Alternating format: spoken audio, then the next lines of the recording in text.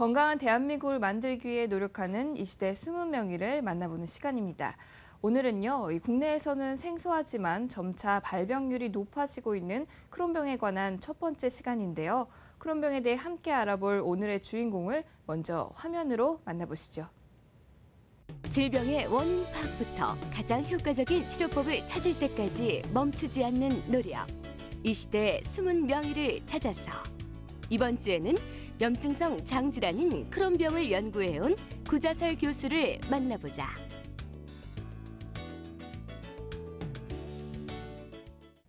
숨은 명의를 찾아서 오늘 8번째 숨은 명의 고려대학교 안산병원의 구자설 교수 나오셨습니다. 안녕하세요. 안녕하세요. 이 크론병이란 명칭이 국내에서는 아직 생소한데요. 신체의 어느 부분에 발생하는 병인가요? 예, 크론병은 입에서 항문까지 전 소화관에 걸쳐서 만성염증 질환으로 발생하는 질환입니다.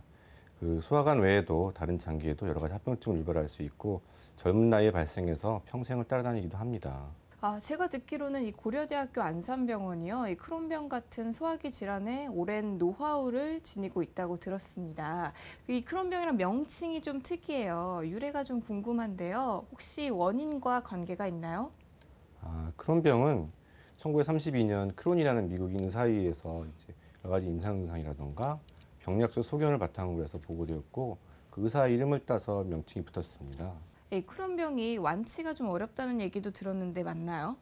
예, 크론병의 원인이 명확하지 않으면서 동시에 완치가 잘 되고 있지 않습니다. 완치가 좀 어려운 병입니다. 그럼 우리나라에서도 이게 발병률이 높아지고 있다던데 이것도 사실인가요?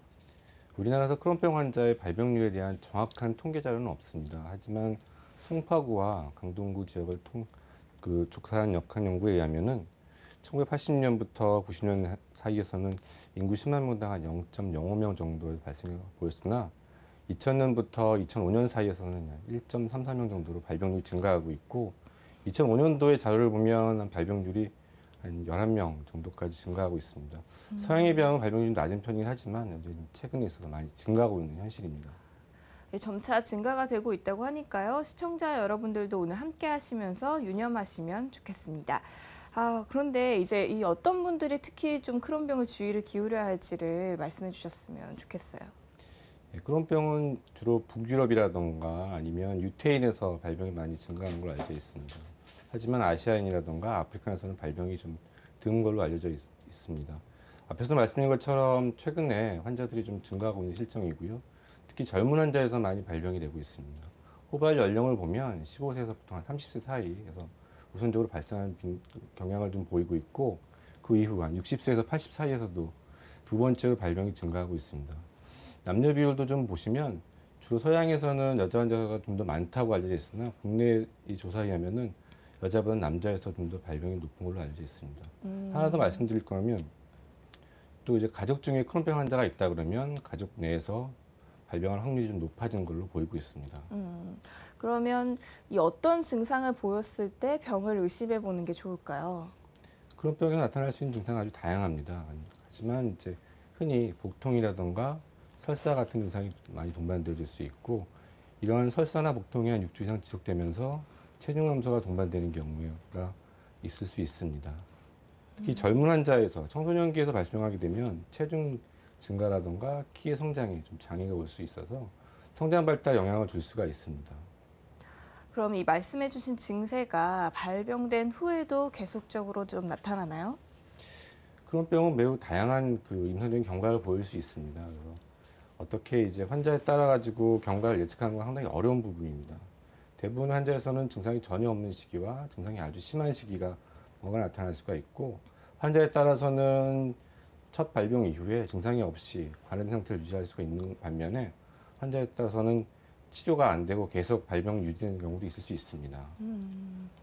그러면 이 크론병이요, 이 얘기를 계속 들어보니까 좀 예측하기 힘든 병인 것 같아요. 아까 초반에 말씀하셨을 때도 이 원인이 아직 확실하지 않다고 하셨잖아요. 네. 그래도 그 영향을 주는 요인들이 있을 것 같은데 그 요인들에 대해서 좀 설명해 주세요. 현재까지 알려진 바에 의하면 크론병의 원인으로는 유전적 요인과 환경적 요인들을 들 수가 있겠습니다. 유전적 요인에 대한 여러 가지 증거로서는 주로 이제 인종이나 민족에 따라서 좀 더 발병이 호발하는 걸로 보이고 있고, 그리고 또 가족과의 연관성이 있다는 것을 이제 그런 것의 증거로 볼 수 있겠습니다. 네. 하지만 농촌보다 도시에서 유병이 높고 특히 저소득층보다는 고소득층에서 환자가 많다는 걸 보면 환경적 요인도 무시할 수는 없고 중요한 영향을 보인다고 생각됩니다. 그 외에도 이제 흡연이나 음식, 감염 같은 것들이 영향을 준 걸로 알려져 있습니다. 유전적 요인과 또 환경적 요인 이렇게 두 가지로 나눠볼 수 있다. 근데 이 유전적 요인이라고 아까 말씀을 하셨으니까 혹시 가족 중에 크론병 질환자가 있다면 발병률이 더 높아지는 건가요? 서구의 연구에 하면 크론병 환자의 약 한 10에서 25% 정도는 가족력이 있는 것으로 알려져 있고요. 직계 가족 중에 이제 크론병 환자가 있으면 정상인보다 한 10배 이상의 위험이 증가하는 걸로 알려져 있습니다. 하지만 가족 중에 크론병 환자가 있더라도 가족 중에 누가 크론병에 걸릴 수 있을지를 예측할 수 있는 그런 인자는 현재까지는 알려져 있지 않습니다. 그러면 이 환경적 요인으로 넘어가 보면요.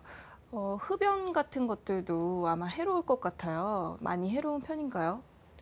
크론병에서 담배를 피우는 사람은 피우지 않는 사람에서 크론병 발생 확률이 증가되어집니다. 그리고 크론병 환자 중 담배를 피우는 사람은 병이 좀 더 악화되고 그 수술을 하게 될 확률이 좀 더 증가하게 됩니다. 또한 수술을 했던 환자에서는 수술 이후에 재발이 좀 더 증가될 수 있기 때문에 크론병 환자에서는 금연이 아주 중요한 측면입니다. 네, 흡연이 아무래도 모든 것에 안 좋은 영향을 끼치는 것 같은데요. 아까 또 초반에 말씀하시길 크론병이 소화기관과 관련된 병이라고 하셨잖아요.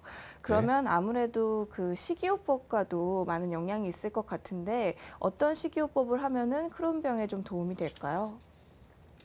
크론병에서 어떤 식사, 어떤 음식이 좋은지에 대한 측면은 의사와 환자, 영양사에게 상당히 어려운 부분입니다. 당뇨병이나 고지혈증 같이 이제 음식이 이런 질병과 연관성이 명확히